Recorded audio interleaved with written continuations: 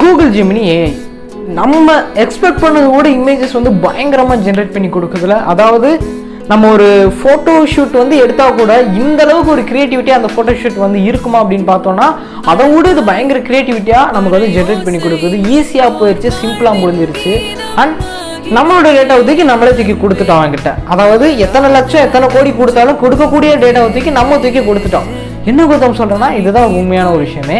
இதோட சீரியஸ்னஸ் தெரியாமல் நம்ம இன்னைக்கு வந்து விளையாடிட்டு இருக்கோம். பல லட்சம் பல கோடி பேர் இப்போவே டேட்டாவை தூக்கி அவன்கிட்ட கொடுத்துட்டாங்க. அண்ட் இன்னமும் பலாயிரம் பேர் இப்போ நாங்கள் வீடியோ ஷூட் பண்ணிட்டு இருக்கும்போது கூட எத்தனை லட்சம் எத்தனை கோடி பேர் வந்து அப்லோட் பண்ணி டேட்டாவை கொடுக்குறாங்கன்னு தெரியல. ஆனால் கொடுத்துக்கிட்டே வந்திருக்காங்க இதோட சீரியஸ்னஸ் தெரியாமல். நீங்கள் கொடுக்குற டேட்டாவை வச்சு அவனால் உங்களை டீப்டேக் பண்ண முடியும் அப்படிங்கிறது தெரிஞ்சுக்கோங்க. அது யாராக வந்திருக்கட்டும், அது மென்னாக இருக்கட்டும் உமனாக இருக்கட்டும், இதோட சீரியஸ்னஸ் தெரியலை, இதோட அவேர்னஸ் தெரியல. இதை பற்றி நான் ஏன் இந்த லாஸ்ட் வீக்காக நான் பேசாமல் இருந்தேனால்